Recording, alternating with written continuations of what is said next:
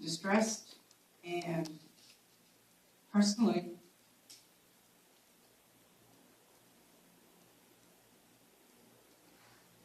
very disturbed.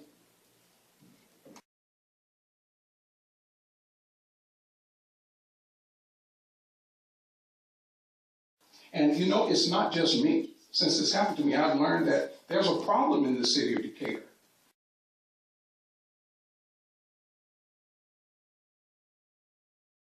And there's a neighbor right now who, he's married to a white woman. He's holding a mug of coffee or walking the dog, and one of the neighbors calls it in on him. And he's racially profiled.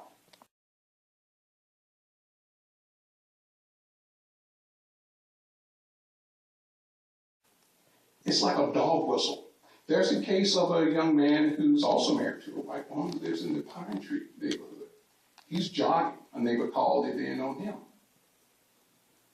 I understand there was an Oakhurst teacher, black male, racially profiled also. So one of my demands is that we have a problem with the way that we police in the city of Decatur. I'm demanding that we have a systematic process of professional development and racial sensitivity training, because taxpayers in Decatur look like this.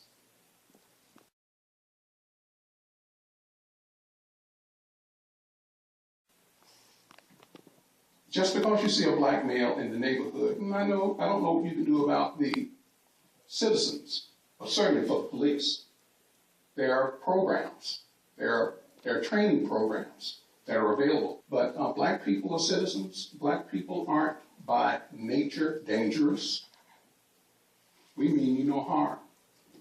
So I would ask you if you would ensure that the police department does embark upon this process of re-educating, sensitizing. Don't get me wrong. I want safety, I want security, I want law enforcement. But I have a problem if every time something happens, you're looking for a black guy. And I hope that I will hear something. I've demanded a formal apology from those 4 officers in my letter, as well as a written apology from the police chief. I've also asked that I be provided a copy of any incident report. And I also have requested that those officers be punished in a tangible way as a disincentive against racially profiling, law-abiding, tax-paying citizens who happen to be black. We apologize to you in every way possible. But I did want to explain to you that we only just got the letter. We have not been able to read it yet, so we haven't prepared a response. So we will all, I know I did, and we all did. We've just seen the letter. Chief Lee is handling the internal investigation, and Captain Richards called me. okay, he works for. He had been delegated. I'm sorry, Yes. Captain Richards works for Chief Lee, so I did not know he was delegated. But the department's undergoing the investigation. I have not seen. They haven't completed a report, and I haven't seen it. So when we have that completed, we will definitely share that with you all, as well as continuing to discuss the incident with Mr. Bernard. By Mr. Jordan's comments. And I do want to say thank you, Don, for your service to the city and for being here for 30 years. It is unconscionable to think that walking down the street, your street, means for being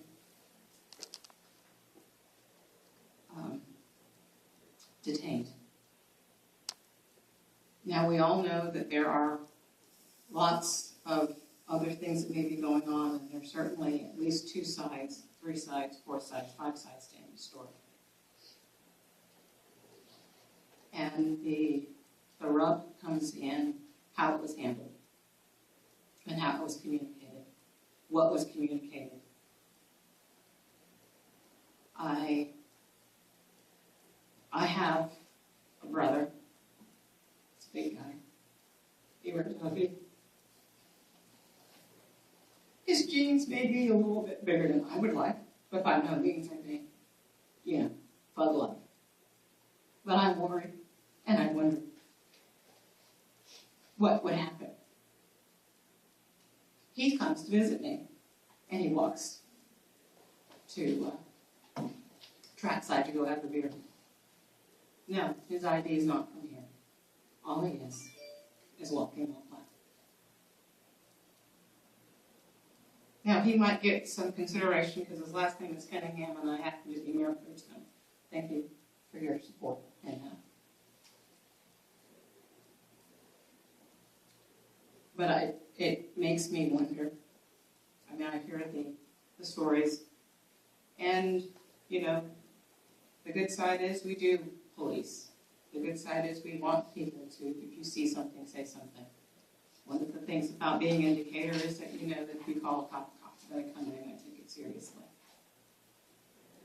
And so the balance, the public policy issue that we have to worry about is how we communicate, how we respectfully police, how a 30-year resident who served decades on the school board gets treated for walking down the street in a community that we say is supposed to be about active living. We're supposed to be on the streets. We're supposed to be walking. And so I am hopeful that there will be some tangible, systematic, professional development from this instance. This is an example from our neighborhood that's live and in person. And it just breaks my heart.